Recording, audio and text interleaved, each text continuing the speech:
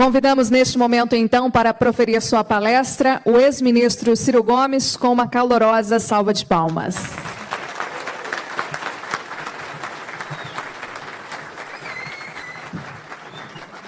Muito boa noite a todas e a todos os meus irmãos, minhas irmãs, brasileiros, gente querida de São Paulo. Não sei se todo mundo sabe, mas o meu umbigo foi enterrado em Pindamonhangaba.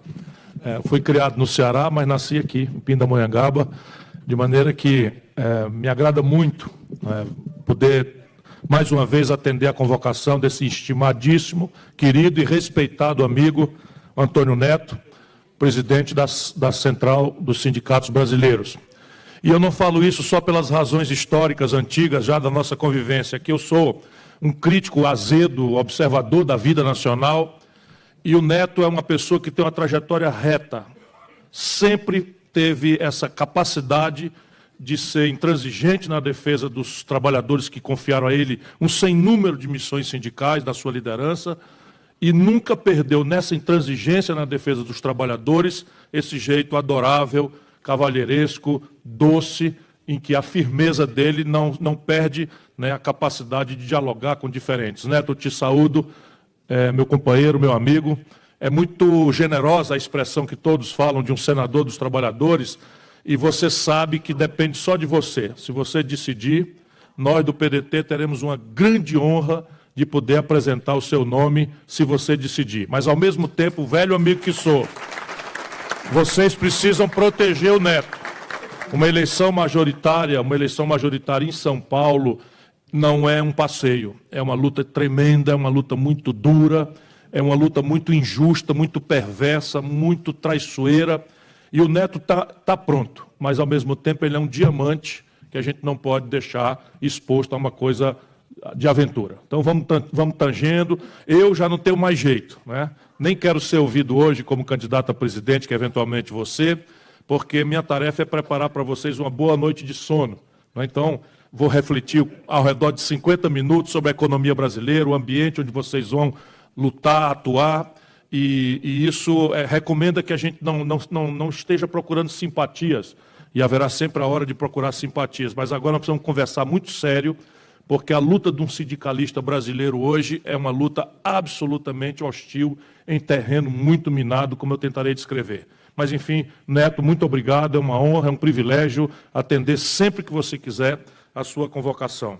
Quero cumprimentar esse velho e querido amigo, também um coração maior do que o peito, sindicalista bravo, valente, também conheço de longuíssima data, Zé Avelino, nosso chinelo. Muito obrigado, meu irmão, pelas suas palavras.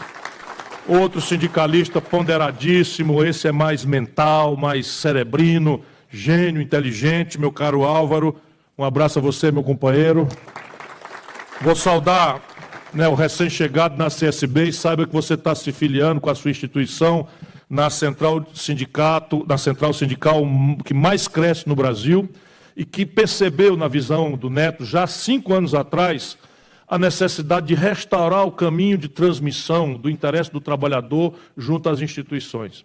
Porque no Brasil, isso não é fácil, nem é para censurar, mas no Brasil, como as forças progressistas fomos ao poder, nós cometemos o erro de cooptar praticamente as estruturas todas, de maneira que, quando nós precisamos chamar o povo não nos ouviu, e o país sofreu um golpe de Estado. E o Neto já tinha visto isso antes, e faz com que o sindicato seja a expressão dos trabalhadores junto ao poder, e não o inverso, um veio de transmissão para explicar as contradições do poder aos trabalhadores. Isso vale para os estudantes, enfim, e você está se filiando numa turma que você conhece também, é uma turma muito boa.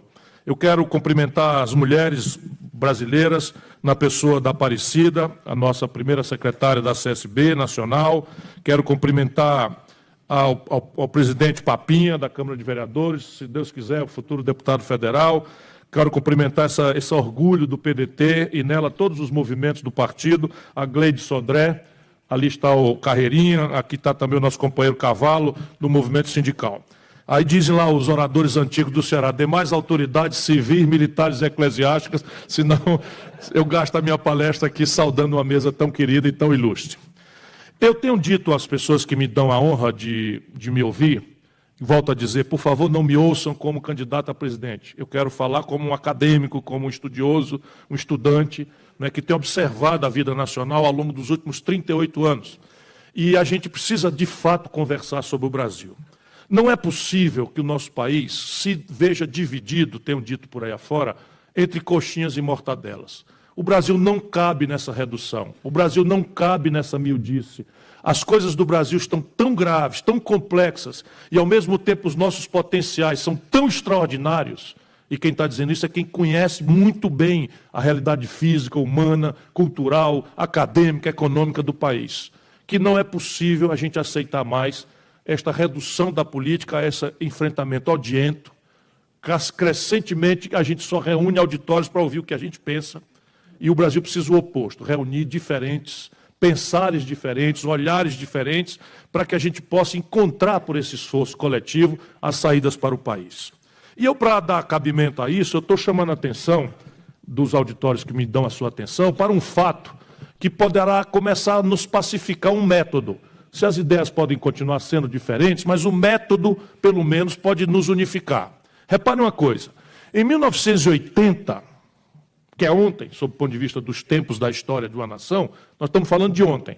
Em 1980, eu tenho repetido isso para o Neto, o Brasil representava 1% do comércio do mundo, como um tipo de comparação que vale para todas as nações.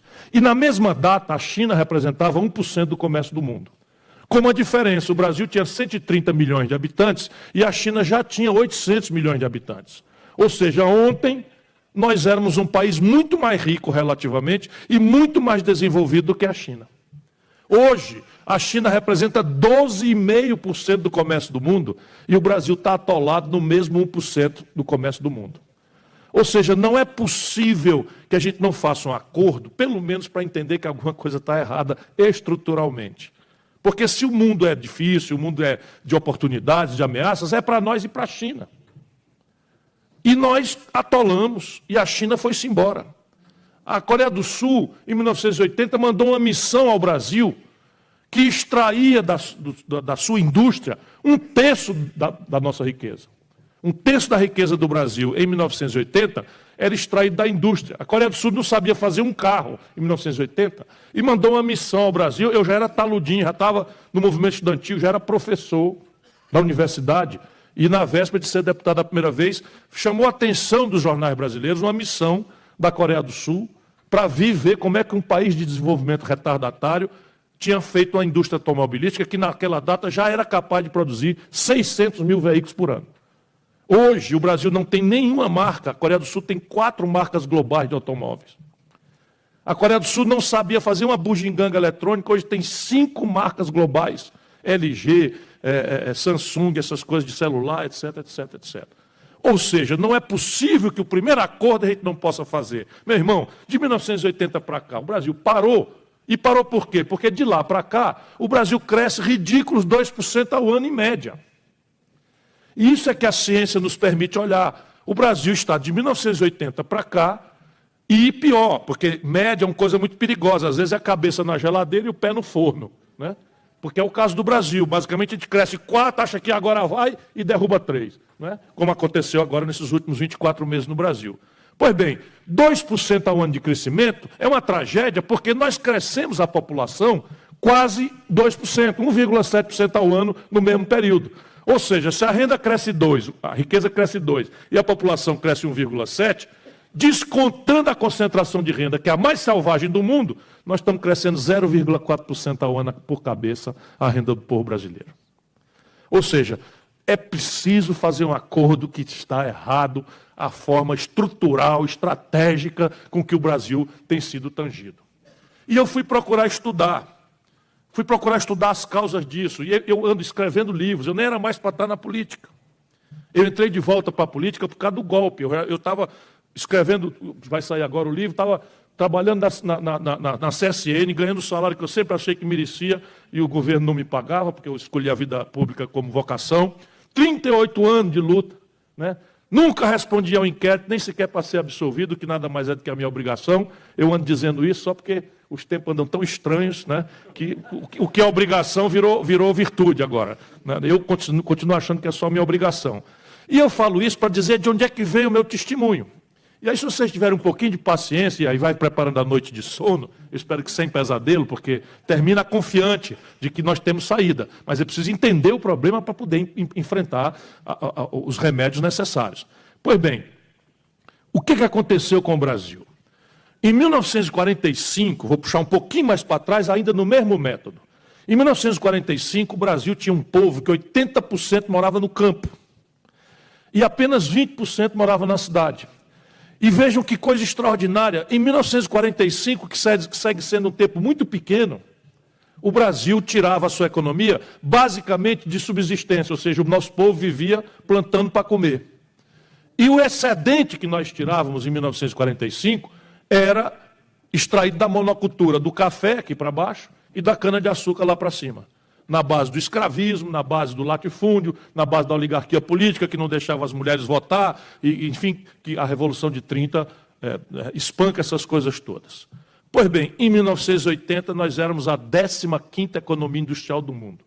Isto é muito importante para um líder comunitário, um líder sindical, um líder acadêmico, um líder intelectual, um artista, ajudar o nosso povo a entender isso, porque hoje a depressão é muito grande, a descrença do nosso povo, especialmente dos jovens, no país e nas suas instituições e nas suas representações, é uma tragédia que pode comprometer a própria qualidade do nosso futuro. Se a população perde a crença, nós vamos virar uma selva, cada um se virando individualmente. Pois bem, o Brasil de 1945 a 80, isso dá 35 aninhos. 35 aninhos. O Brasil saiu do nada e virou a 15ª economia industrial do planeta. Não há defeito genético no Brasil, não há defeito genético na sociedade, na nação brasileira, no povo brasileiro. Ao contrário, quando nossas energias, nossos talentos, nossa força do povo foi ordenada ao redor de um projeto nacional, nós fizemos essa coisa extraordinária que a história do capitalismo mundial registra. A China está nos tomando o lugar de campeão mundial.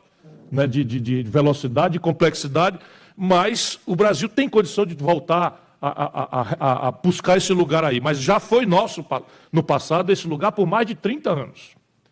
Só que esse modelo, e a gente precisa conhecer isso, não para fazer um olhar para o passado, mas para entender o problema real do Brasil hoje e as pistas do desenho futuro que nos desafia como sociedade, como comunidade, e vocês especialmente, como lideranças importantes da classe trabalhadora, que é o que mais interessa em qualquer nação do mundo. Só a elite brasileira não aprendeu isso ainda. Não é? Até pelo seu próprio interesse. O capitalista brasileiro é tão tosco, tão truculento, evidentemente, não todos, né? Mas é tão tosco e truculento que ele não aprendeu sequer a noção de que a massa salarial expandida é que dá a base do consumo e, portanto, do ganho de escala da economia. Então, é um negócio impressionante como adoram dar tiro no pé. Na hora que você desemprega em massa, na hora que você avilta salário, o que está acontecendo hoje? Maior estatística de falências e concordatas, que hoje chama de recuperação judicial, da história do país.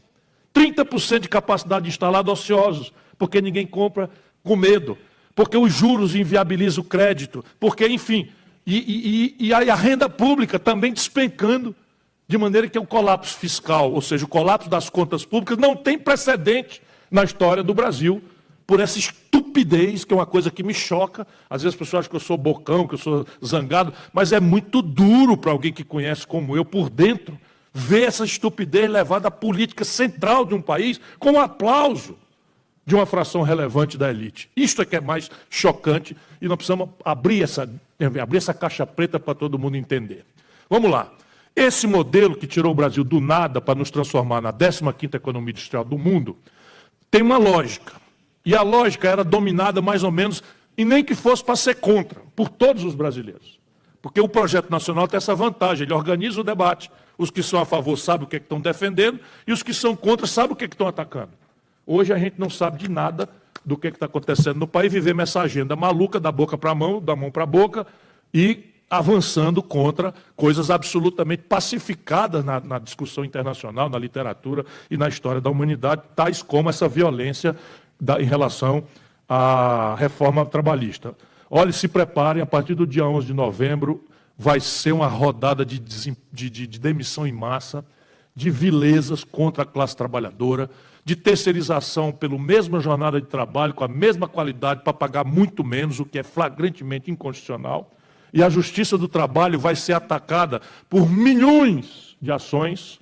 E eu tenho conversado muito, eu sou professor de Direito, tenho conversado muito, fiz palestra outro dia para a Anamatra, eles vão começar a recusar dar cabimento a partes importantes dessa coisa, entre outras razões, por aquilo que o Neto contou. A interpretação da lei, ela tem vários formatos científicos.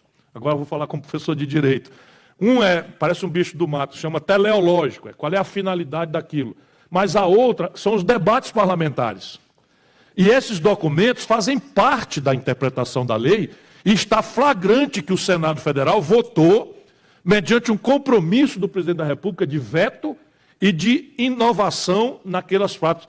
E isso foi formalmente comprometido. Portanto, há uma nulidade potencial que um juiz pode recusar dar cabimento àquela norma, e os sindicatos vão ter que ajudar, e vai ser aos milhões. Vocês vão ver a loucura que vem por aí. Voltando aqui. Quando esse modelo foi montado, nós decidimos claramente que tínhamos um objetivo nacional. O objetivo nacional, na data, era a modernidade econômica, que na data era sinônimo de indústria. Hoje não é mais tanto assim, mas na data, se você falava modernidade, você está falando indústria. Então o Brasil fez o quê? Pegou tudo que a gente importava do estrangeiro com grande volume e fizemos um mapa por onde o Brasil ia tentar fazer nascer uma indústria nacional brasileira. Ora, se a gente importa uma coisa enxada, 100 mil enxadas a gente compra do estrangeiro. Então está claro que cabe fazer uma fábrica de enxada com capacidade de produzir 150 mil, 200 mil, porque 100 mil resolve a demanda do Brasil e os outros 50, 100 mil vão ser exportados e por esse caminho nós vamos enriquecer a nação brasileira. Então fizemos um mapa. Tudo que o Brasil comprava do estrangeiro com grande volume, era por aí que nós íamos tentar fazer nascer uma indústria nacional brasileira. Primeiro grande problema lá, para entender o nosso desafio de hoje a futuro. O Brasil tem uma tradição muito ruim de adiar para sempre os conflitos políticos inerentes ao pacto distributivo, ao conflito distributivo. E a consequência disso é que os economistas chamam de formação bruta de capital. Na prática é o seguinte, o Brasil, entre o que produz e o que consome por ano, está sobrando muito pouquinho para botar na conta do investimento futuro. Por exemplo, a China, aí a gente vai começando a entender, a China, entre o que ela produz, 100, e o que ela come, 55, sobra 45 por ano. Então ela produz 100, de cada 100, ela guarda 45 para botar no investimento do futuro, para expandir. O Brasil, na melhor hora do governo Lula, que foi a melhor hora desse assunto, nós tivemos 17. Então, do Brasil, nós tínhamos 100, de cada 100 que a gente produz, estamos consumindo 83, na melhor hora. Agora já despencou para 14. Então, nós estamos comendo 86% do que produzimos, sobra 14. E esses 14, o juro do banco está levando tudo. Portanto, não tem base para o investimento. Naquela data, era assim também. Só que eles resolveram, ao invés de fazer a briga por um sistema tributário, sistema previdenciário mais, vamos dizer, estimulante da formação de poupança na sociedade, nós fomos pelo caminho do atalho de criar uma dívida. Então nós resolvemos que a estratégia de industrialização do Brasil ia ser financiada criando uma dívida com os estrangeiros.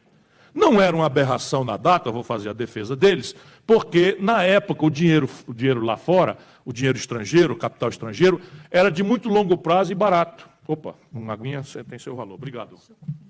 Muito obrigado. Viu? O dinheiro era de muito longo prazo e barato. Eu passei um período nos Estados Unidos, estudando o Brasil, e eu consegui levantar lá os contratos. Por média, o Brasil tomava dinheiro nas décadas de 50, 60 e ainda 70, há 3 anos de carência, ou seja, tomava o dinheiro hoje, tinha 3 anos para começar a pagar. As prestações eram 12 anos para pagar. E o juro médio, né, quem está sofrendo aí no cartão de crédito e no SPC, segura o queixo, era de 3% ao ano. Então pensaram do tempo, qual é o erro? Eu tomo dinheiro a 3 de carência, 12 de prestação, com 3% de juros ao ano, abro uma Petrobras, abro uma Siderúrgica Brás, uma companhia siderúrgica nacional, abro uma Telebrás, 3 anos depois que eu fizer o investimento, que eu tiver que começar a pagar, o faturamento de 1 ano ou de 2 já paga, porque ainda tem 12 para pagar. Então, danaram a tomar dinheiro emprestado lá fora e abrir Brás aqui dentro e as infraestruturas correlatas a isso, estradas, energia, telefone, etc, etc, etc. Pois bem, ainda naquela data, nós tínhamos que os ciclos tecnológicos, e o sindicalismo moderno vai ter que cada vez mais ajudar o povo a entender isso, os ciclos tecnológicos não eram tão freneticamente velozes como são hoje. E não tinham tanta grave centralidade nos bens e serviços que a gente quer consumir. Só para vocês terem um exemplo, quando o Juscelino conseguiu que a Volkswagen trouxesse a primeira linha de montagem aqui para São Bernardo da Volkswagen, né, eles desmontaram a linha usada lá na Alemanha e montaram aqui. Só que o Fusca que saía em São Bernardo era rigorosamente o mesmo Fusca que saía lá em Munique. Qual era a diferença? É que a nova linha de montagem lá, a novinha em folha, tirava o mesmo Fusca, mas tirava 3 por dia. E a nossa linha de montagem usada tirava o mesmo Fusca, mas tirava 1 por dia. Ou seja, do ponto de vista do consumidor, o produto era o mesmo. 15 anos, 20 anos depois, o produto era o mesmo. Só que a produtividade, 3 por 1 dia e 1 por 1 dia, ia começar a introduzir uma ineficiência e um sobrepreço para o consumidor brasileiro em relação àquele perfil de consumo que estava lá. Mas não dava para ver, porque o Fusca era igual. Então, não, estou aqui montado no mesmo carro que eu vi rodando na Alemanha. Então, estamos dentro, né?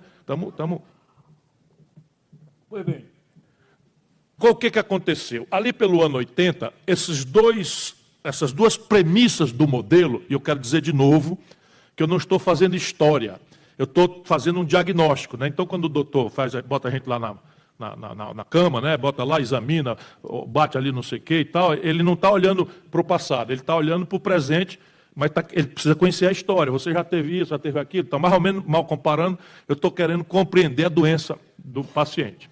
E aí o seguinte, esses 2 pés por onde se sustentava o modelo sumiram do mapa da realidade humana.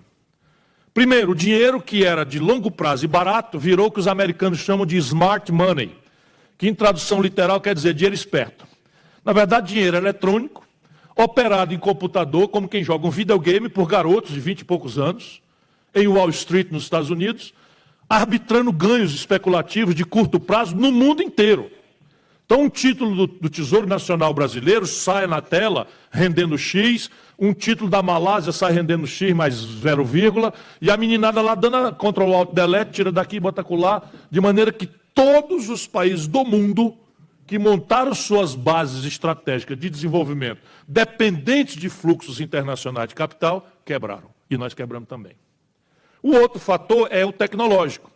Hoje, se a gente olhar, as tecnologias tomaram uma tal centralidade na nossa decisão de consumo, sem que a gente sequer se precate disso, que não é mais razoável imaginar coisa atrasada. Não tem mais. Então, todo mundo quer o celular, o smartphone, todo mundo, e isso aqui não é trivial, não, todo mundo quer fazer os exames de tomografia computadorizada, de ressonância magnética, os remédios têm que ser de última geração, ninguém vai mais botar, né, como é que chama? Aqueles remédios que a gente fazia aqui, de misturar malva com açúcar, e não, hein? Como é que chama? Pois é, esses remédios caseiros e tal, hoje todo mundo quer. Era bom, né? Não, como é, tinha uns maravilhosos, biotônico Fontoura, né? Era muito bom. Cibazol servia para tudo enquanto, mal olhado, encosto, calcigenol irradiado, era tudo. Eita, que tão é novo aqui, né? Pois bem, hoje em dia acabou tudo isso. Isso tudo são memórias de empresas nacionais brasileiras que sumiram por causa desse mapa sofisticado de alteração da base tecnológica.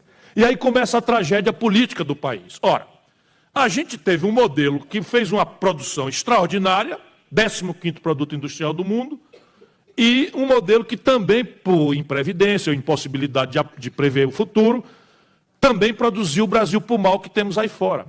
2 sequelas desse modelo. Uma, nós produzimos a mais violenta urbanização de curto prazo que a humanidade já assistiu.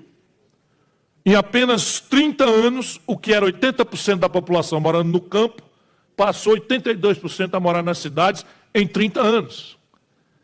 Isso sem que os governantes do tempo tivessem qualquer planejamento, qualquer previsibilidade, e aí estão as favelas inadministráveis, as grandes cidades. Só para vocês terem uma ideia, 90% da população brasileira vivem em 0,64% do território. Ou seja, 90% do nosso povo vive em menos de 1% do território. Hiperurbanizado, com problemas absolutamente graves, onde, por exemplo, a violência salta claramente como um elemento inevitável desse tipo vamos dizer, de favelamento, que não permite sequer as estruturas públicas de serviços, de atenção à população entrarem, quanto mais a viatura da polícia, coisas que tal, né? Mas também produziu ainda para o mal a mais aguda concentração de renda do mundo. Simples de entender. Nós empatamos capitais que não tínhamos, fundando uma dívida a futuro, e esse futuro chegou, e esse dinheiro que foi posto em estrada, telefone, energia, fábrica de aço, fábrica de petróleo, etc., é o mesmo dinheiro que não foi usado para a reforma agrária, para fazer uma base educacional eficiente, para o saneamento básico das cidades, para o transporte coletivo, etc., etc., etc. Então, nós temos um modelo que produziu um lado bom e produziu, por imprudência ou por imprevidência, esse lado ruim. E a tragédia é que ele morreu, porque o capital financeiro de que dependíamos sumiu do mapa e porque as tecnologias tomaram uma velocidade tão grande, tão grave, que nós não vimos, não entendemos o que aconteceu. Por que não entendemos o que aconteceu? Porque nesta época, quando aconteceu o colapso do modelo, nós tínhamos uma ditadura. E aí todas as energias políticas do país, eu já estava lá, nos organizamos para enfrentar a ditadura. E como a tarefa do novo modelo era um debate de economia política, onde você entra realmente aquilo que divide as pessoas, esquerda, direita, vem de economia política. Qual é a presença do Estado na economia? Tem sentido estatal, não tem sentido? Privatiza tudo, não privatiza, regula, não regula, etc., etc. Nós não podíamos fazer esse debate, porque nós precisávamos do consenso mais amplo possível para derrubar a ditadura. Então nós simplificamos dramaticamente, isso já é o primeiro cacoete, porque tudo isso é ontem, que deforma a inteligência política do país. Nós praticamente inventamos uma agenda que era assim: anistia, eleição direta, constituinte. Até aqui todo mundo topou. Daqui para frente, se discutisse outra coisa, começava a divisão. Então nós paramos aí. E ganhamos todas. Isso é outro momento da minha reflexão, que eu gosto de botar uma palavra mais alta, porque a minha geração acredita na política porque nós ganhamos todas. Todas, sem exceção de nada. O Neto estava nela, todo mundo estava nela. Aqui nessa mesa, menos a Gleides, né? Que é muito novinha, né? Essa Avon é muito boa. Agora a Jequiti, que é melhor, né? Pois bem, então nós acreditamos porque nós ganhamos todas, companheirada. Então nós precisamos ajudar a juventude a entender. Quando a gente organizou o pensamento, não é que foi fácil. Não é que foi fácil, companheiros nossos tombaram, literalmente morreram, companheiros nossos foram exilados, companheiros nossos, né, sofreram constrangimento, tortura. Aqui, ó, esse homem aqui que está aqui, ó, eu sempre chamo a atenção, esse homem aqui foi torturado barbaramente e no lugar de virar um recalcado, rancoroso, está aqui na luta, servindo de exemplo para a juventude, para todo mundo, que é o que nós precisamos fazer. Então nós ganhamos todas. É preciso voltar à crença no milagre que a política pode fazer aqui na Terra. E isso nós temos essa convicção, porque ganhamos todas, não é negócio de retórica. Tudo que eles estão dizendo aqui precisa ajudar o povo a entender. Fora da política não tem nada. Quem escolhe os homens somos nós. Se eles estão tudo ladrão, tudo safado, tudo secreto, tem um problema conosco aqui embaixo. E nós precisamos ter coragem de ajudar o nosso povo a entender isso. Do preço do feijão à qualidade da segurança, da condição do posto de saúde ao valor do salário, tudo se resolve na política. Ninguém na humanidade sabe resolver as questões comunitárias, coletivas, por outro caminho. Só tem esse danado da política que faz bem feito ou faz mal feito, faz na direção dos interesses da maioria ou faz na direção dos interesses da minoria. E democracia não é regime de concessão, é regime de conquista. Só tem realmente direitos aqueles que sabem lutar e preservar esses direitos. E nós estamos vivendo um mau momento, mas o Brasil tem sido vitorioso em cada uma das etapas. Pois bem, dado que o problema era de modelo e nós estamos agarrados na redemocratização, o defunto ficou na mão da ditadura, e a gente ganhou. Aí redemocratizamos o país. Nessa hora eu faço uma brincadeirinha para não chorar de tristeza. Existia um grande teatrólogo grego chamado Sófocles. E o Sófocles escreveu as tragédias gregas, assim são as coisas mais extraordinárias do mundo. Pois bem, se o Sófocles, na Grécia velha, escrevesse uma tragédia em que, depois de 25 anos, a nação conseguiu ganhar a parada e eleger um velhinho super informado, que sabia o que estava acontecendo, sabia o que precisava fazer, sabia que o problema era de modelo, era de projeto, e todo o país entrou naquela onda de alegria e de felicidade, e o velhinho, no dia da posse, morreu. O crítico de arte lá na velha Grécia dizia assim: peraí, Sófocles, agora tu pegou pesado, essa aí não vai dar para ninguém acreditar, não. Pois bem, aconteceu no Brasil. Perdemos o Tancredo Neves no dia da posse. Foi internado. E aí vejam como as coisas são. Assume o Sarney, um representante do velho regime, que nós outros democratas, preocupados se a gente ia conseguir a estabilidade democrática ou não, que agora é fácil ver, na data, o que fazíamos? Corremos para acudir o Sarney. Proteger o Sarney, que era o fiador da democracia, e aí, cadê modelo, cadê projeto, cadê discussão, cadê nada? Passamos ali 5 anos, ainda ganhamos a Constituinte, outra vitória que nós tivemos, e o Sarney trocou os pés pelas mãos, o velho modelo tal, e agora o sintoma da morte do modelo é a doença inflacionária. E a doença inflacionária foi a nova fogueira que derivou todas as energias políticas do país. De novo, eu já estava lá, fui ministro da Fazenda, ajudei Itamar a consolidar o Plano Real. É dessa data que veio o privilégio de ganhar esse grande amigo que a vida me deu, que é o Neto.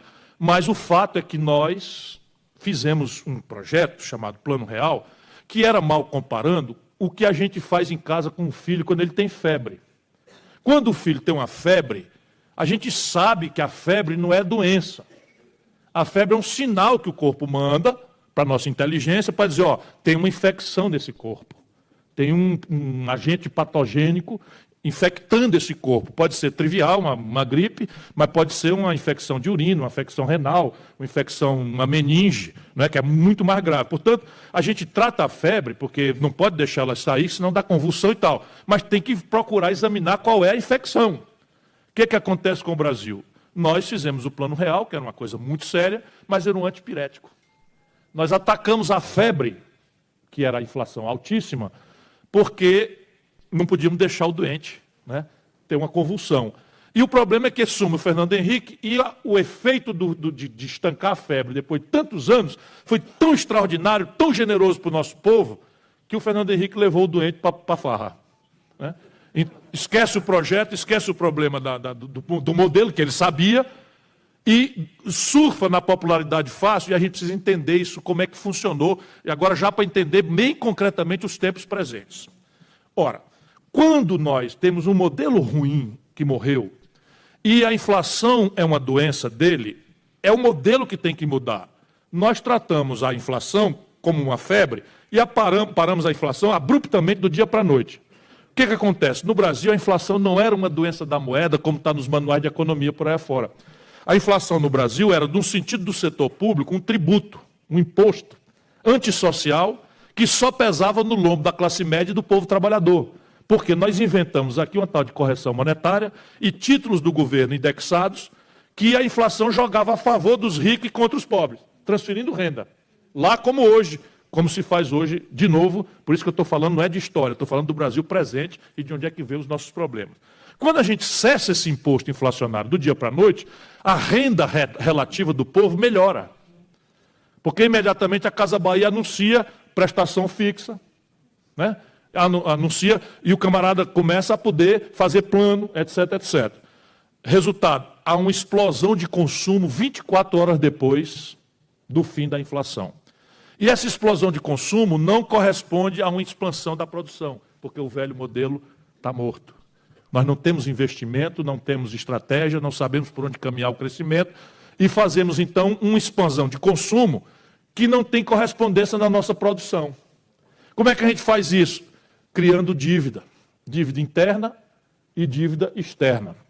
Resultado prático, o Fernando Henrique consegue mistificar por 4 anos, mas quebra o país 3 vezes. Faz os maiores acordos com o Fundo Monetário Internacional e entra, então, a agenda neoliberal para acabar de liquidar a estrutura do Brasil nacional desenvolvimentista. É uma coisa absurda o que começa a fazer. Tanto que eu ajudei a fazer o Real, fui fundador do PSDB, fui o primeiro e único governador eleito pelo PSDB em 90, e praticamente sem que as pessoas entendam, eu rompo. Rompo ali em janeiro de 94 e vou embora para os Estados Unidos, largo a política e começo a escrever. Eu tenho sofrido, começo a escrever anunciando, isso vai dar merda, isso não vai dar certo, isso está errado, estão levando o doente para passear, o doente está infectado e tal, artigos semanais, e ninguém queria ver. Resultado da brincadeira. Olha os números. Número não aguenta conversa mole. Só para vocês verem uma coisa. Número não aguenta conversa mole. Número é número. Dia 1º de janeiro de 1995, eu entreguei o Ministério da Fazenda para o Pedro Malan. Olha os números, meu caro Neto. Naquela data, o Brasil, para fazer a Petróleo-Brás, o Brasil-Brás, tinha produzido uma dívida correspondente a 38% de um ano de riqueza, o chamado PIB. Ou seja, em 500 anos de Pedro Álvares Cabral e Itamar Franco, e com correspondência na produção de uma infraestrutura e de um parque industrial que chegou a 30% do PIB, nós produzimos uma dívida que equivalia a 38% de um ano de riqueza do país. Em 8 anos desta brincadeira estúpida, a dívida saltou de 38% para 78% do PIB, sem nenhuma correspondência. Porque na mesma data, nós vendemos para estrangeiros 150 bilhões de dólares, que a valor de hoje dá 450 bilhões de reais, e torramos na farra do juro. E na mesma data, a carga tributária, que era de 27% do PIB, subiu para 36,5% do PIB. A elite brasileira batendo palma. Isso é que é chocante, a elite brasileira batendo palma. Porque se cevava, como lá como hoje, no juro alto. Então o cara não está nem aí para imposto, porque na verdade quem paga imposto no Brasil é a classe média e o povão. Rico no Brasil não paga imposto. Eles me odeiam por isso, porque eu sou estudioso, sou professor de direito tributário também, e eu dou os números. A carga tributária sobre vossos mercês e os seus liderados é de 42% sobre a renda. Porque você nem sabe, você faz uma ligação de celular, está pagando 30%. Você entra em casa, liga energia, ou liga uma luz, ou liga a televisão, lá vai mais 30% de imposto. Enquanto isso, a carga tributária sobre os mais ricos não chega a 12%. Não chega a 12%. Este é um de 2 países do mundo que não paga tributo sobre lucros e dividendos. O Brasil e a Estônia. Eu fico trocando com Letônia porque são vizinhos, mas é a Estônia. E o Brasil, os Estados Unidos cobra 40% de imposto sobre herança das maiores, e o Brasil cobra 4%. O Ceará cobra 8%. E é o máximo que a Constituição permite. E qual é a explicação? Estou só mostrando para vocês concretamente. O mundo inteiro, o imposto sobre heranças, na Europa, é de 37% a 45%. Nos Estados Unidos, 40%. Aqui, 4%. Minas Gerais quebrado, Rio de Janeiro quebrado, Rio Grande do Sul quebrado, 4%.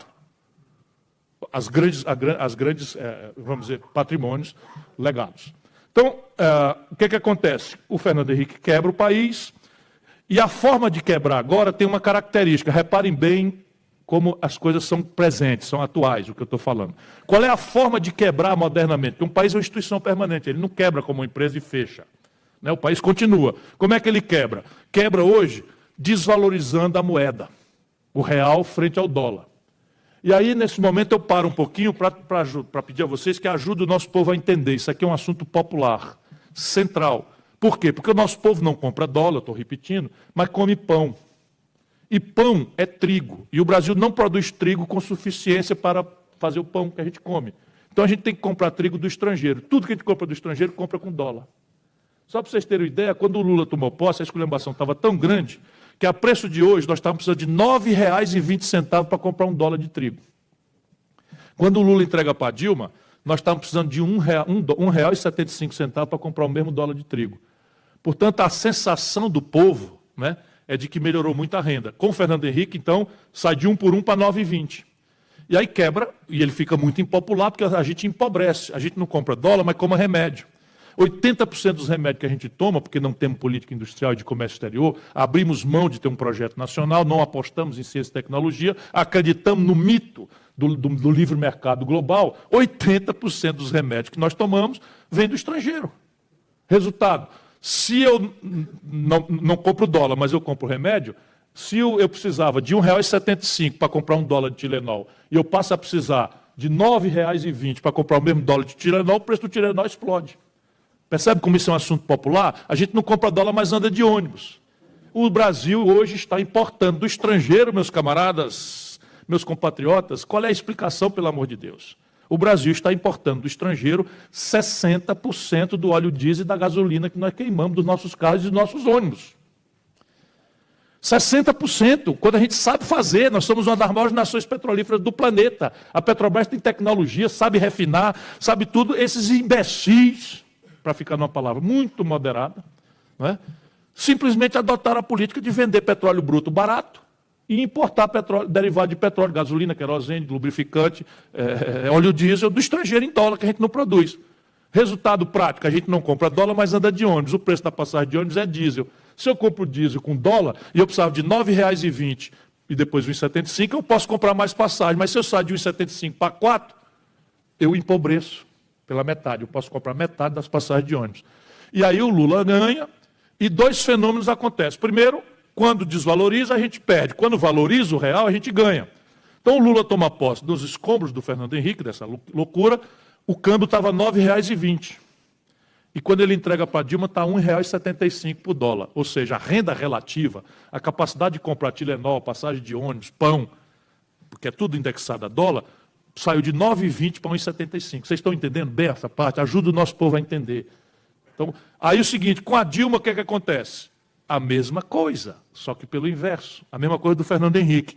Ela pega do Lula com 1,75 e aí acontece um fenômeno que é o desequilíbrio das contas do Brasil com o estrangeiro. Quando o Lula toma posse, nós estávamos vendo, quer dizer, quando o Lula entrega para a Dilma, nós estávamos vendendo uma tonelada de minério de ferro por $190. Quando a Dilma é derrubada, a mesma tonelada de minério de ferro estava sendo vendida por 38. Quando o Lula entrega para a Dilma, nós estávamos vendendo o tal barril de petróleo bruto por $110. Quando a Dilma é derrubada, nós estamos vendendo o mesmo barril de petróleo por $30. Resultado, nosso padrão de consumo é todo moderno, aspas. Celular, carro, 80% do valor de um carro, mesmo montado aqui no ABC, vem de fora. O remédio, química fina, computador, ótica, tudo é importado. E a gente estava iludido pagando eletroeletrônico, computador, química fina com aço, com minério de ferro, petróleo bruto e soja. Essa conta não fecha. Fechou no período do Lula por conta desse boom de commodities que a China financiou.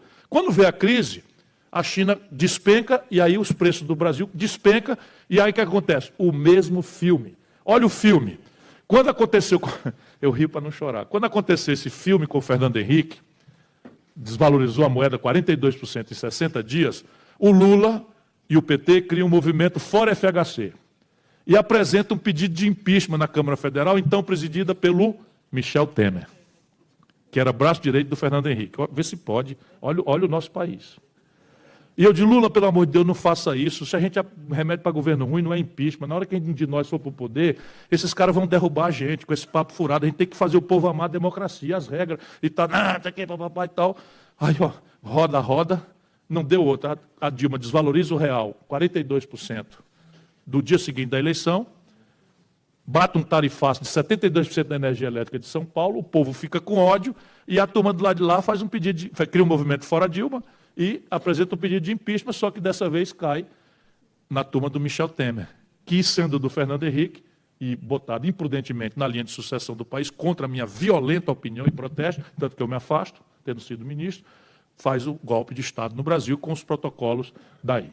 O que nos traz ao tempo presente, eu termino, sem querer abusar muito mais do que já me apaixonei pelo auditório, né? O Brasil, então, agora fica claro, precisa desenhar um novo projeto nacional de desenvolvimento. No fundo, nós precisamos resolver as equações que não foram resolvidas lá atrás. Primeiro, elevar o nível de formação de capital nacional. Jamais prosperou a nação que baseia seu crescimento no capital dos outros. Até porque o capital estrangeiro é igual gerente de banco. Se a gente tiver o saldo médio muito alto, ele lembra do aniversário da mulher da gente, manda cesta de Natal. Se a gente tiver com cheque especial furado, quer falar com ele para ver se quebra o galho, está em reunião, não pode receber. Então, quanto mais poupança você tem localmente, menos você precisa deles e mais eles vêm com melhor dinheiro, com mais prazo, etc.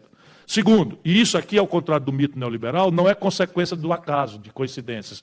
É consequência de arranjos institucionais que, olha, a política faz ou deixa de fazer.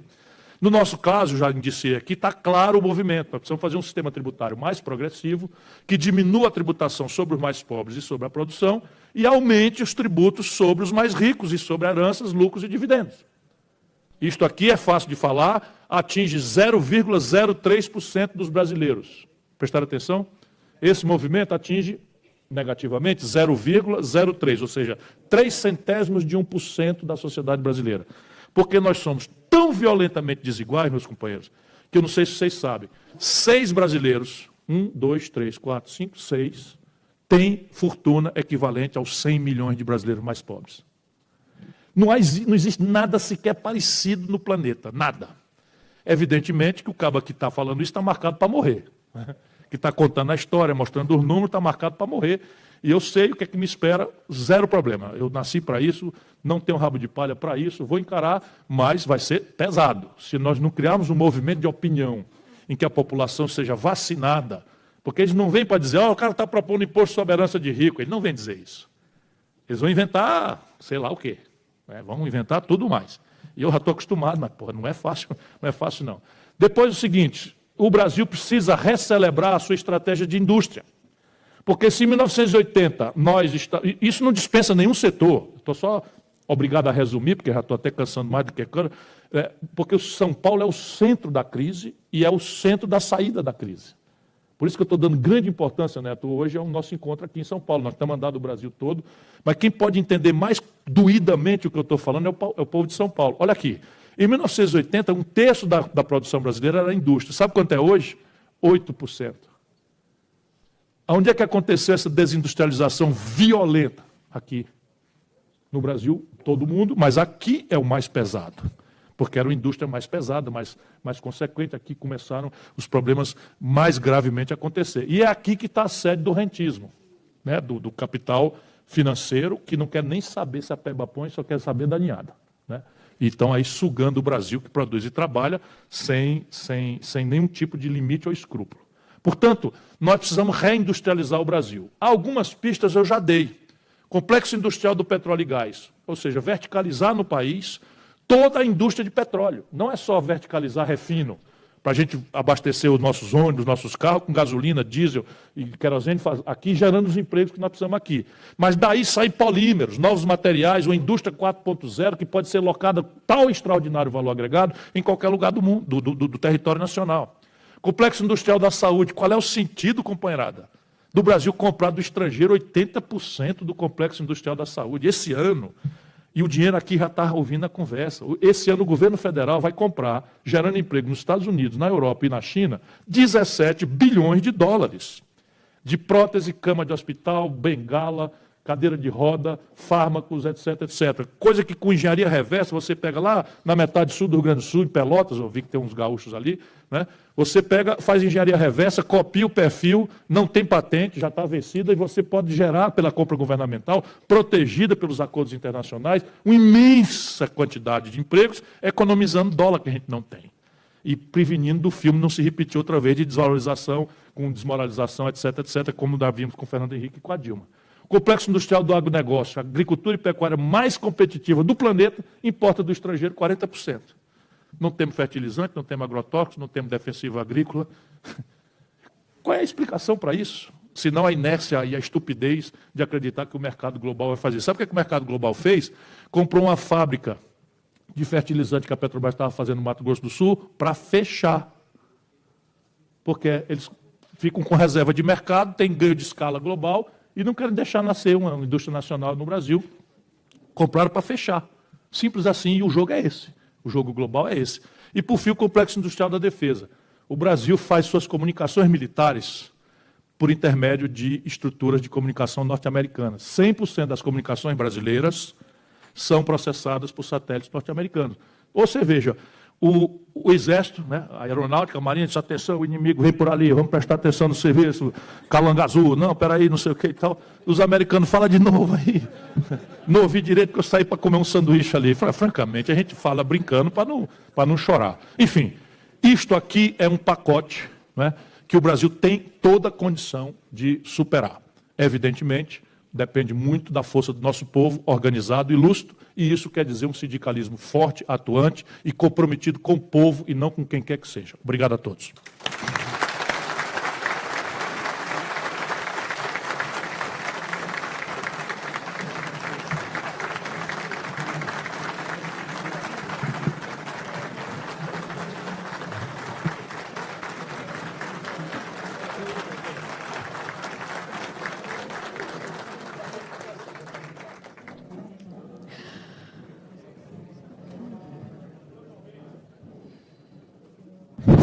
Normalmente, depois que ele faz a palestra, a gente abre umas perguntas.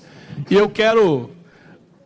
temos até 10h30 para fazer perguntas. E 10h30 a gente encerra aqui para que a gente possa depois descer e jantarmos lá. Pegar o rango, como disse aqui o Ciro.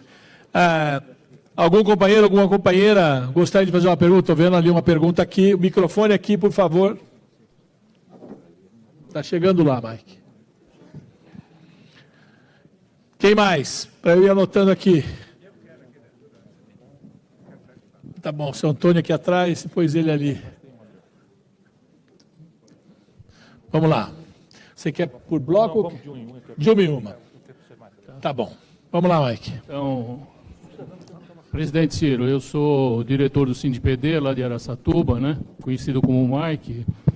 E a pergunta é o seguinte, nessa negociação de eu fabricar aqui e não importar, eu não posso, como país, sofrer uma retaliação ou não ser autorizado a fabricar aqui no seguinte, tá bom, o que eu quero dizer é o seguinte, se você não importar de mim, eu também não te forneço, por exemplo, o trigo, se você não importar a bengala. Não existe esse tipo de coisa que impede.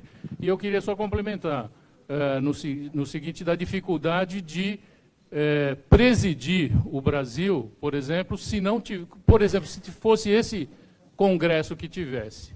A sua dificuldade qual seria? Veja bem, o comércio global é protegido por regras internacionais que estão abrigadas na OMC, Organização Mundial do Comércio. Todas as propostas que eu estou fazendo são abrigadas pelos regramentos da OMC. O que não quer dizer que, na prática, a luta não seja canelada. E é canelada mesmo. Então, só para você ter uma ideia, o Brasil hoje está sofrendo um antidumping falso dos americanos contra o aço brasileiro. Repare bem, os americanos que defendem livre comércio para o mundo todo, vivem frescando, não sei o que e tal, impuseram antidumping contra o Brasil, que não tem dumping. Porque dumping sabe o que é? Você vender abaixo de custo. Nós não estamos vendendo abaixo de custo para ninguém, nós apenas somos mais eficientes do que eles em aço. E aí, onde eles são menos eficientes, eles pegam e inventam restrição protecionista. Nós estamos hoje sofrendo restrição protecionista, antidumping, em Portugal. Eu estou muito atualizado disso, porque eu estava trabalhando na CSN. Então, enfim, larguei depois do golpe, fui para a rua brigar e tal. Mas a vida é assim, não se preocupe, porque canelada de cá, canelada de lá. Por exemplo, eu agora estive na China e fui conversar com os comissários lá do partido, né? E eles achando que porque eu sou do Partido Socialista no Brasil, o PDT é muito respeitado mundialmente, faz parte da Internacional Socialista. E eu fui lá conversar com o comissário lá, que é o vice-ministro de Assuntos Internacionais, aí eu falei para ele, a relação do Brasil com a China vai ter que mudar de status. Eles estão fazendo uma conta de que eu tenho grande chance. E tenho mesmo, né? Por causa do desmantelo geral que está aí, a população está procurando alguém mais experiente, com ficha limpa e tal, eu estou ficando quase só. Com todo respeito. Isso é uma tragédia para o Brasil. Isso é uma brincadeira e uma tragédia para o Brasil, mas do jeito que vai, eu estou ficando quase só, vai ser W0. Então, não vai ser uma guerra grande. Porque... Então, repare, aí eu fui conversar. Então, a nossa relação com a China, falei eu para ele, tem que mudar de status. E ele disse, sim, como? Não, nós vamos tratar as compras dos senhores como segurança alimentar e segurança industrial. Porque nós fornecemos comida e minério de ferro. Então, não é dinheiro, nós vamos tratar de valores. E os senhores vão tratar do Brasil agora um regime de preferências comerciais industriais. Aí falei os complexos industriais que eu quero. Ele deu um pulo da cadeira dessa altura. O comunista lá deu um pulo dessa altura. E o livre comércio? Disse, nem o senhor nem eu acreditamos nisso. Porque não existe mesmo, globalmente, o jogo é bruto. Eles, por exemplo, manipulam a taxa de câmbio. E assim, isso é um jogo que tem que ter uma política exterior capaz de diversificar as fontes e alternativas. E eu pedi para ele também, além de preferências comerciais, industriais, transferências tecnológicas sensíveis, em alguns setores, especialmente de defesa, outro pulo da cadeira, mais alto ainda. E o terceiro, nós precisamos capitalizar o Banco do BRICS mais pesadamente do que está sendo feito para criar um mecanismo de financiamento global rebelde ao Fundo Monetário e FMI. Mas o Brasil tem condição, porque nós temos um produto estratégico.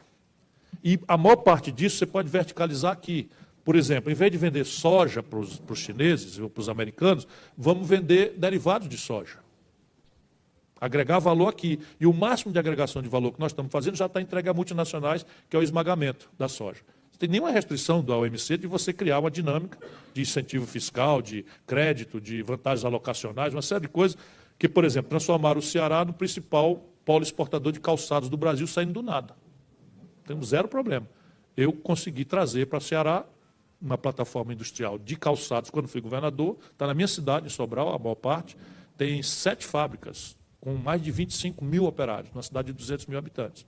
Lá não é sede da matéria-prima e nem excede, evidentemente, do mercado consumidor deles. O que é que eles foram fazer lá? Não foi o mercado que tomou essa decisão sozinho. Eles têm o que eu não tenho, que é a capacidade de fazer, canais de comercialização, mas eu tenho o que eles não têm, a condição de fazer a China ser aqui no Brasil. Isso é uma boa metáfora, fazer a China ser aqui no Brasil, em vez de nos desindustrializarmos. Congresso Nacional é a chave. 4 questões. Primeiro, vamos entender, sem muito medo, porque isto vale para qualquer um, né? Isso é uma inerência da nossa engenharia institucional, a meu juízo equivocada, mas está pacificada por um plebiscito popular. Então, o presidencialismo à brasileira, copiado dos americanos, é, em si, uma institucionalidade de impasse. Por quê? Porque o Congresso não tem nenhuma responsabilidade com a sustentabilidade do seu desenho institucional. Vou explicar. O Congresso pode, na mesma data, como aconteceu quando eu era congressista, tirar 70 bilhões de reais da arrecadação revogando a CPMF e, no dia seguinte, regulamentar a emenda 29, obrigando mais 70 bilhões de reais para a saúde. Achando que está fazendo bem aí e acolá. Só que isso é 140 bilhões relativos, não funciona. E ele não tem nenhuma responsabilidade pela sustentabilidade disso, ao contrário do parlamentarismo. Que se o parlamento fizer uma bobagem, vai praticá-la e sofrer as consequências. Então, esta lógica de impasse é do conceito. Não temos que ter susto. Precisamos atenuá-la por 4 procedimentos. Você viu ali um possível candidato falando em aumentar imposto. Os caras vão detonar em cima de mim.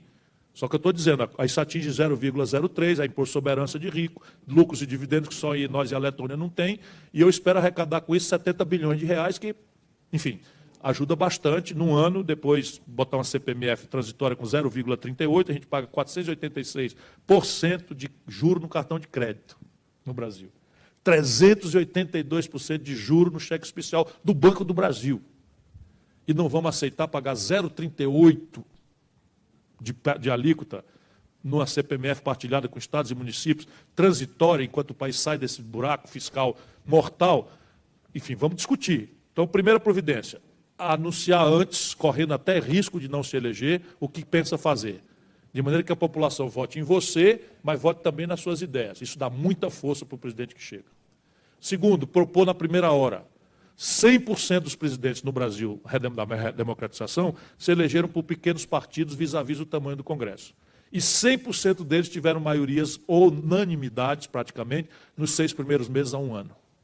A tragédia do Brasil é que não se propôs nada nesse momento mágico, a não ser o Collor, que fez o sequestro da poupança, por medida provisória, ilegal, foi aprovada por unanimidade do Congresso e o Judiciário refugou 1 milhão de ações, todas corretas, todas procedentes, pela força plebiscitária que o presidente recém-eleito tem.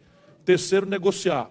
Na tragédia, eu sempre sou como Neto, eu tenho uma aversão a impasse e eu sou um otimista. Assim, por mais realista que eu seja, eu acredito muito nas coisas e essa é a minha experiência. Repare, qual é o lado bom da tragédia nesse momento? O Pacto Federativo Brasileiro está rasgado. 23 estados, dos 27 estados brasileiros, inclusive São Paulo, estarão com receita corrente líquida abaixo da despesa corrente líquida em 2019, quando o novo presidente assumir.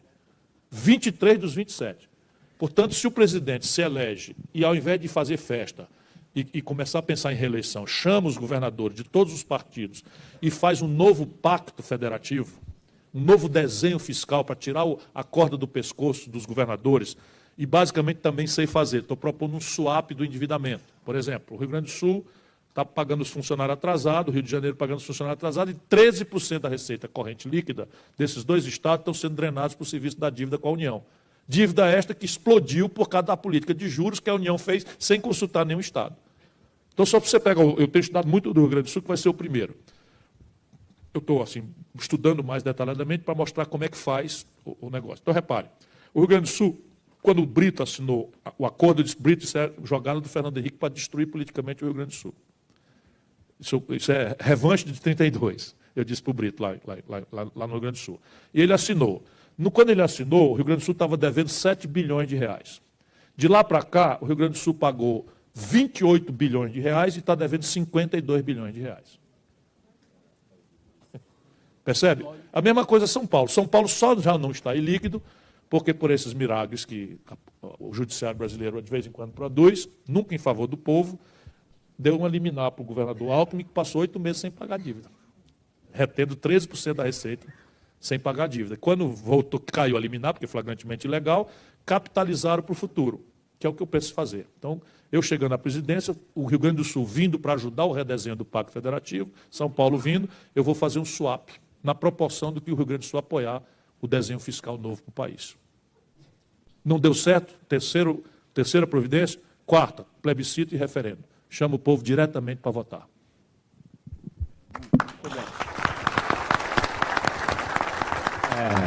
Boa noite a todos da bancada, boa noite ao presidente Ciro Gomes. Meu nome é Alexandre. Chama de presidente, uma boa noite, boa madrugada, bom dia. Eu sou Alexandre, eu sou do Sindicato Metalúrgico de Itatiba. Opa. E, além disso, eu sou estudante do Instituto Federal. Como o senhor disse, na tecnologia do Brasil, essa evolução, a gente vem passando numa crise nos institutos federais e nas escolas federais, onde cortaram verbas e estamos fechando as portas. Sabendo disso, como a gente teria uma evolução na tecnologia no Brasil, onde o nosso centro tecnológico nacional está dentro das universidades federais e nas escolas federais de tecnologia? Bom, como toda pergunta inteligente, ela já traz a semente da resposta. Evidentemente que o Brasil tem um conflito distributivo dramático e nós estamos resolvendo esse conflito distributivo da pior forma possível, certo? Com absoluta ineficiência, sem uma judicialização pela opinião pública do que é de fato relevante, prioritário, o que pode e deve ser sacrificado ou adiado, o que não pode nem deve. E aí não tem conversa. O que eles fizeram? Descobriram a maravilha, eu ri para não chorar, né? Descobriram a maravilha de resolver o problema do déficit.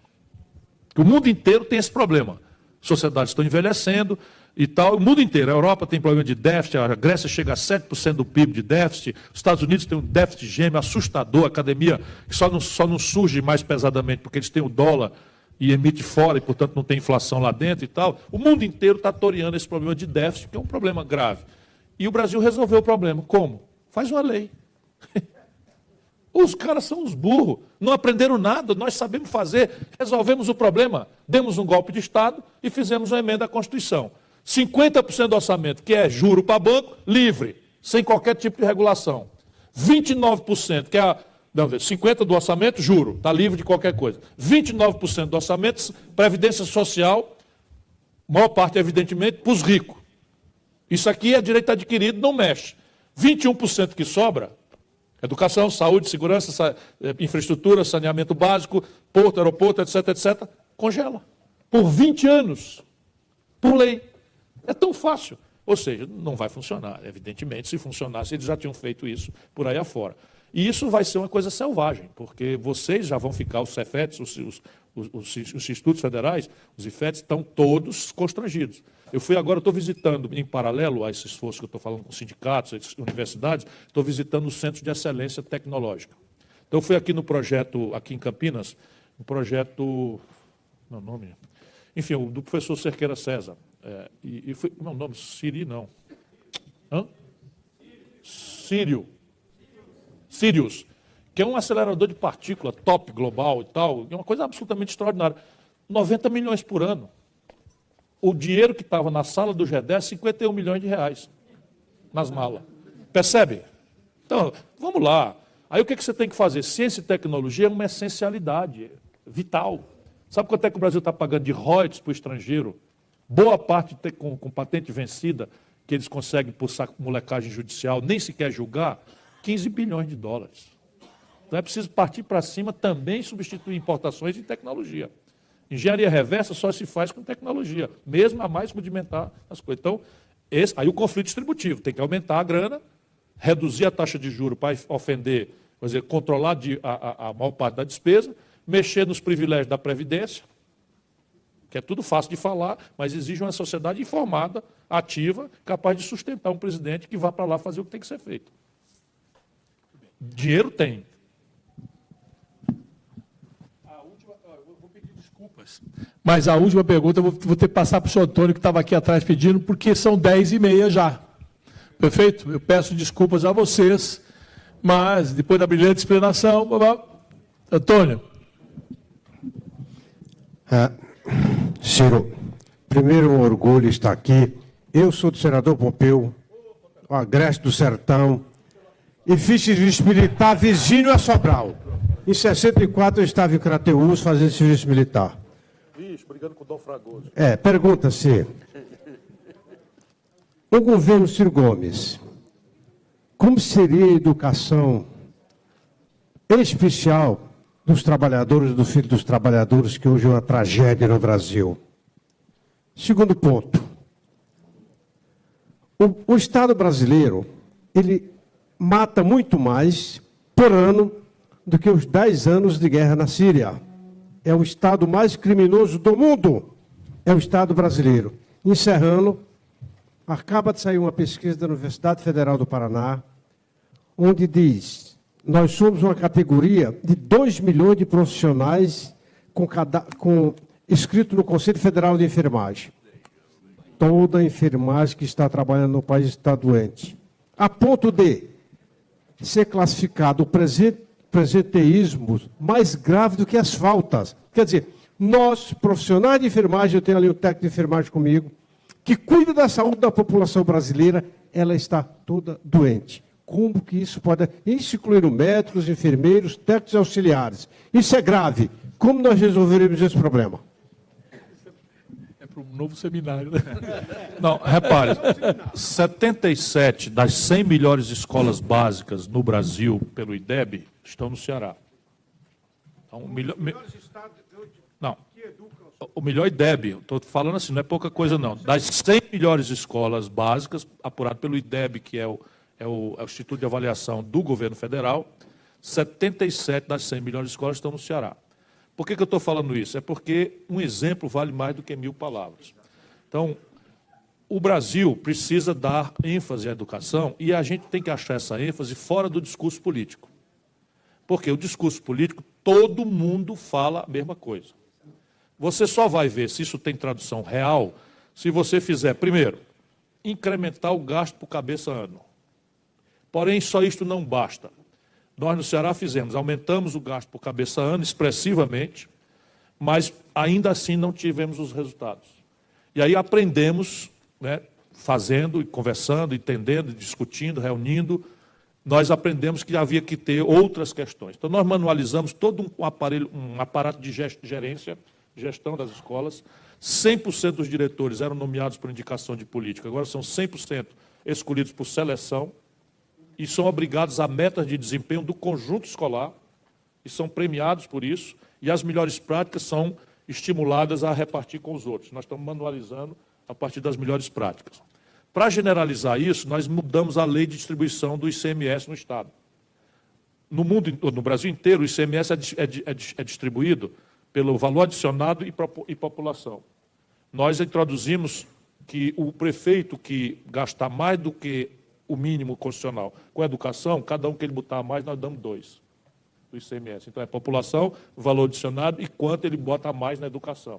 Resultado, começou uma corrida e agora virou emulação. Por quê? Porque as emergências do nosso povo são tão graves assim. Hoje a questão da violência, a questão da saúde, a questão do desemprego e a questão da corrupção são as emergências que comovem o nosso povo. E o nosso povo não tem nem condição de pedir educação, porque não parece ser uma emergência. E a gente precisa ajudar, aí é um papel da liderança, ajudar o povo a entender que fora de uma educação emancipadora, não há saída. Nem para a violência, nem para coisa nenhuma. Não há nada, não há saída nem para a violência, nem para a doença, nem para nada. Nada. Então, é mais ou menos o que eu penso. E aí você, no caso brasileiro, você tem que ver, por exemplo, a Colômbia tem 42% dos seus garotos de 18 a 25 anos matriculados no ensino superior. O Brasil tem 18%. Isso é uma decisão concreta. E a Colômbia é mais pobre do que nós. Então é preciso ter clareza disso. O Fernando Henrique proibiu abrir escola técnica e não fez nenhuma universidade federal. O Lula foi o presidente que mais fez universidades federais e institutos federais de educação. Já está interrompido. Essa política está constrangendo para fechar. A UERJ, no Rio de Janeiro, fechou. Você, num tempo desse, fechando a universidade, constrangendo vaga, etc, etc. Violência. Só para você ter uma ideia, eu também tenho perplexidades. O Ceará fez a agenda toda. Multiplicamos o efetivo por 2. Os salários passaram a ser os maiores salários por média, né? O concursos, todos, porque o desemprego é muito grande, a Polícia Militar do Ceará hoje é superior. O que virou até um problema, porque as pessoas de nível superior não têm muita aptidão para ir para o enfrentamento na rua, mas o concurso, ganharam, acabou. Pois bem, Academia de Polícia, sofisticada, cópia da Academia de Polícia Federal, tecnologia, o que houver de mais sofisticado o Ceará tem, e nós conseguimos vencer sequestro, assalto a banco, diminuiu bastante, mas homicídio de garotos pobres, pardos, né, caboclos e negros na periferia, explodiu. Explodiu. Na esteira da droga e dessa novidade para nós, das facções criminosas, que a nossa polícia funciona, o nosso judiciário funciona, eles estão na cadeia e de lá comandando o crime. Sabe o que está acontecendo no Brasil? Eu estou estudando para ver se eu acho alguma novidade. 60 mil homicídios nos últimos 12 meses no Brasil. 60 mil. Só 8% foram investigados. Então, a turma está achando que intensidade da pena resolve o problema. Não resolve. Porque pena de morte já existe. A polícia está matando e morrendo como ninguém no mundo. Nenhum lugar do mundo. A questão no Brasil é a impunidade, não é a intensidade da pena. É a certeza da impunidade que estimula. Estou falando de 60 mil homicídios com 8% de investigação.